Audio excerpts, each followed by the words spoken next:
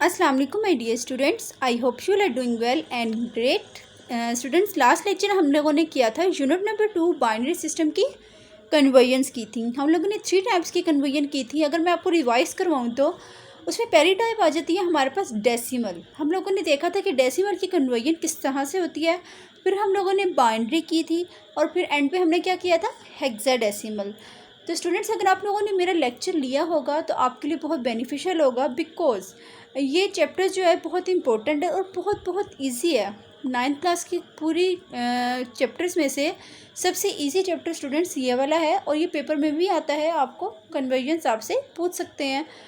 तो ये स्टूडेंट्स, आप मेरे चैनल पर अगर न्यू है तो please subscribe my YouTube channel for more videos.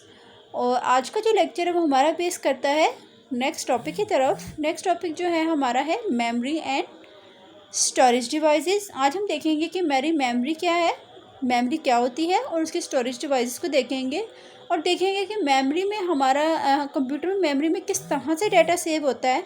अगर वो बाइनरी फॉर्म में होता है तो उसका आस्की कोड क्या होता है, हम उसको प्रॉपर तरीके से समझेंगे। इंशाल्लाह स्टूडेंट्स, आपको ज़रूर समझ आएगी।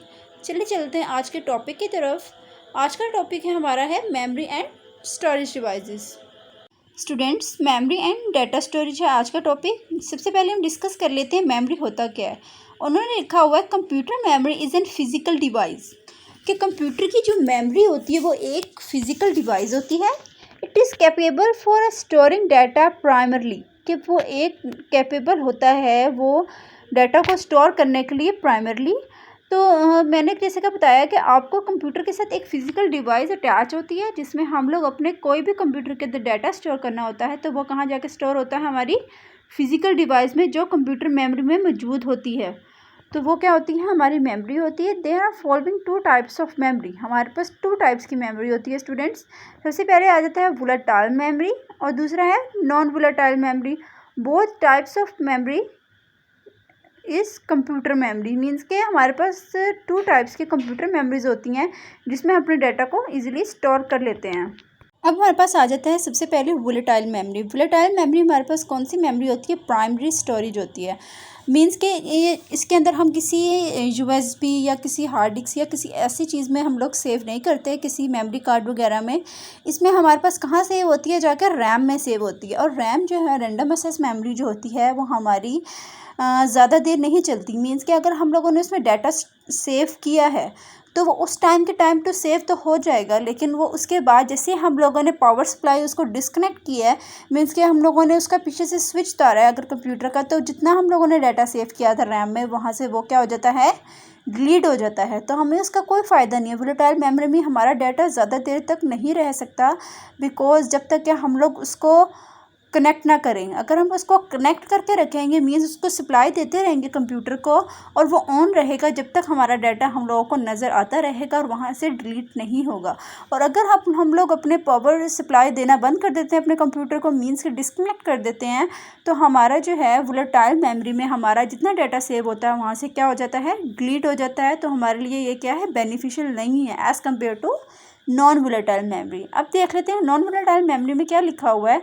तो स्टूडेंट्स, आपने अगर वोलेटाइल मेमोरी की पिक्चर देखनी है तो नीचे मौजूद है स्टूडेंट्स। वोलेटाइल मेमोरी की पिक्चर ये है कि इस तरह की होती है वोलेटाइल मेमोरी, जिसमें हम लोग डाटा तो सेव करते हैं लेकिन वो लॉन्ग टर्म एज नहीं सेव होता, वो हमारा शॉर्ट टर्म एज सेव होता है और वो हमारा जल्दी डिलीट हो जाता है, जिसका हमें कोई फ़ायदा नहीं होता। जब चलते हैं अपने नॉन वोलेटाइल की तरफ, वो देख लेते हैं। अब देखते हैं नॉन वोलेटाइल मेमोरी क्या होती है। नॉन वोलेटाइल मेमोरी हमारी होती है सेकेंडरी मेमोरी। हम लोगों ने पढ़ा है प्राइमरी मेमोरी वो होती है जो एज लॉन्ग टर्म एज नहीं चलती। मीन्स के वो हमने अभी डाटा सेव किया, वो टाइम टू टाइम तो सेव हो गया, लेकिन थोड़ी देर बाद वो खुद ही डिलीट हो जाएगा जब हम लोग अपने कंप्यूटर को शट डाउन करेंगे। तो इस तरह से नॉन वोलेटाइल मेमोरी जो होती है वो क्या लिखा हुआ, are devices which can hold data even if it is not connected to any power source is called non volatile memory. मैंने आपको बताया स्टूडेंट्स कि अगर हम लोग अपने कंप्यूटर को डिसकनेक्ट भी कर दें, अगर नॉन वोलेटाइल मेमोरी में हमारा डाटा सेव है और हम अपने कंप्यूटर को डिसकनेक्ट कर भी दें तो हमारा डाटा क्या होता है, डिलीट नहीं हो सकता, क्योंकि ये एक नॉन वोलेटाइल मेमोरी है जिसमें डाटा हमेशा हमारा परमानेंट तौर पे सेव होता है, जिसमें हम कभी भी उसको ऑन करके अपने डाटा को देख सकते हैं। तो लिखा हुआ एग्जाम्पल में लिखा हुआ है, for non volatile memory are hard drives, flash drives, memory cards install in cell phones. Means कि हम लोग नॉन वोलेटाइल हमारी जो है वो मेमोरी जो है हमारे सेल फोन्स में भी मौजूद होती है, कि हम लोग उसको अगर रख दें जब तक हम खुद डिलीट नहीं करते, या अगर हम फ़ोन ऑफ कर देते तो वो चीज़ डिलीट नहीं होती। तो non volatile memory is the best memory for data storing student. तो देख लेते हैं आगे हमारी रिप्रेजेंटेशन किस तरह से हो रही है मेमोरी की। अब देख लेते हैं हमारे पास टॉपिक है data representation in computer memory. Students ये टॉपिक आपकी बुक में भी मौजूद है और टेबल भी मौजूद है, आगे जो टेबल मैं आपको पढ़ाऊंगी वो भी मौजूद है उसके अंदर। तो स्टूडेंट्स जैसा कि उन्होंने लिखा हुआ है digital computer stores data in binary form, कि हमारे जो कंप्यूटर्स हैं वो हमारे डाटा को बाइनरी फॉर्म में 0 और 1 की फॉर्म में सेव करते हैं हमारे डाटा को। It means whether it is text, picture, movie, some application, it is stored in a memory in the form of zeros and ones. ऐसा नहीं है कि स्टूडेंट्स के हम लोगों ने अपने डाटा को स्टोर करवाया मेमोरी में अपने कंप्यूटर में, तो वो डाटा स्टोर हो रहा है पिक्चर के फॉर्म में तो होता है, लेकिन वो बैक एंड पे हमारा किस में सेव हो रहा होता है, बाइनरी फॉर्म में सेव हो रहा होता है, ज़ीरोज़ एंड वंस के फॉर्म में सेव हो रहा होता है। All the characters on your keyboard has associated code in a binary, कि हमारे कीबोर्ड्स में हर तरह का कोड मौजूद है बाइनरी का। This code is called ASCII code. Students अगर आपको याद हो कि आस्की कोड वो कोड होता है जो जिसके फॉर्म में हमारा डाटा मेमोरी में सेव होता है। आस्की कोड स्टैंड्स फॉर होता है American standard code for information interchange. आपसे ये एमसीक्यूज़ में भी पूछ सकते हैं कि आस्की स्टैंड्स फॉर क्या होता है स्टूडेंट्स। तो आप लोगों को याद रखना है कि आस्की का स्टैंड्स फॉर क्या है। ये बहुत इंपॉर्टेंट एमसीक्यूज़ है स्टूडेंट्स।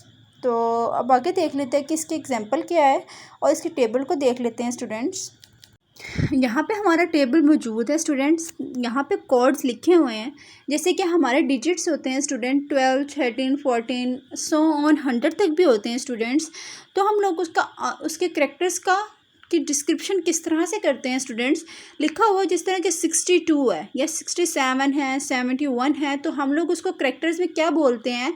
जैसे कि 67 है वो क्या है, सी है, 66 है बी है, डी है, इस तरह 69 ई है। तो हम अपने कोड्स को करैक्टर्स में किस तरह से लिखते हैं, वो क्या होता है हमारा आस्की कोड होता है, जिस फॉर्म में हमारा डाटा क्या होता है, स्टोर्ड होता है। तो अब देख लेते हैं आगे विद एग्जांपल में हम लोगों को किस तरह से बताया गया है स्टूडेंट्स। ये एक छोटी सी एग्जांपल है स्टूडेंट्स जिसमें लिखा हुआ है to store name of our country Pakistan in computer memory we need to store code of each letter in 1 byte as the word Pakistan contain 8 letters. So 8 bytes are required for storage. It is demonstrated in a table 2.6. उन्होंने लिखा हुआ है students human table को देखिए। अगर हम table की तरफ चलते हैं, ह्यूमन्स व्यूड अबाउट मेमोरी, कि ह्यूमन्स किस तरह से लिखते हैं मेमोरी में, PAKEKISTAN,